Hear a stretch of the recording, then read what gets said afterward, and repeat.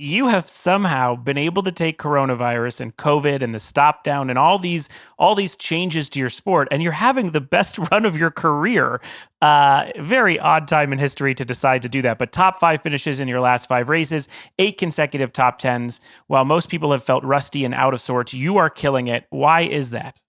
I just attest it always to people. I think that's the one thing that I think gets overlooked about most sports, but especially about ours. When you look on TV, or if we can ever have fans back, and you can look at the racetrack and you look at the cars, they all look very similar. Obviously they have different paint jobs and stuff like that, but in the grand scheme of things, they all look relatively the same, right? And we have rules that govern us to be equal, but they're not equal. And what makes the difference is the people that put the cars together, the attention to detail that they put into their specific job. Those are what make the biggest difference. And so, I've just been so fortunate and blessed to be with a great group of people. And, they make me look good.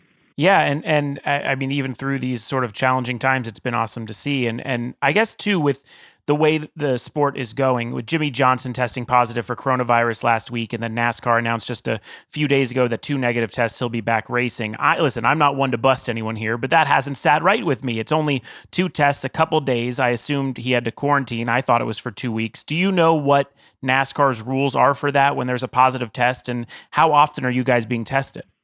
Yeah, so we are being tested to enter the racetrack. They run us through a testing station, and then we are admitted into the infield to our motorhomes and campers, and then we're ready for the race weekend, or the race that weekend.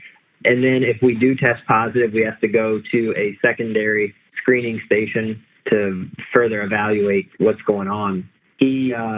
He had a positive test, and then so they've told him that he's got to have a negative test, two negative tests within 24 hours of each other. And so I guess he tested positive early of a week ago. Yeah. And then this Monday he had a negative test, and then Tuesday he also had a negative test. So, the doctors and CDC and state health officials all agree, and NASCAR has reinstated him. So I'm glad. I think that's probably the way it should be, personally. I think it's extremely detrimental to a guy that, would have no symptoms and have a positive test, and Lord only knows if it's a false positive. Right. There's no way to prove that.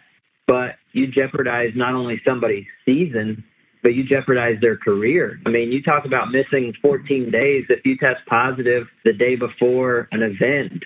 And it's a week where we're going to run a doubleheader race and a Wednesday race and a doubleheader the next week, like we're going to have coming up pretty soon. You could potentially miss 4 or 5 races. And if you miss 4 or 5 races, your season is over. Yeah. And then once the playoffs start, if you miss one, your season's over. And so not only does that have an effect on your season, it has an effect on your career, and it has effect on you financially.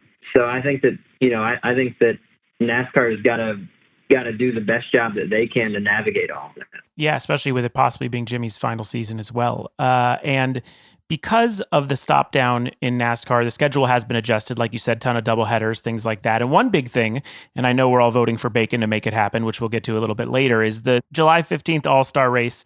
They're letting in 30,000 fans. Obviously, they're going day by day to figure out if this is even humanly possible.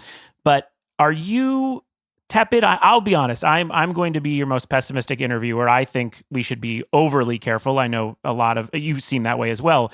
But 30,000 fans to me sounds still like a lot of people, and I'm still nervous with numbers raising.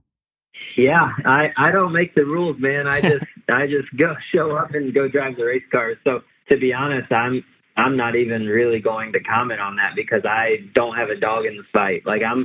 They're not going to come in contact with me. I'm not doing any fan engagements. I'm not going out shaking hands or signing autographs or kissing any babies. So Sure. From that standpoint, I'm going to do everything I can to make sure that I stay safe. Sure. And that's really all I can worry about.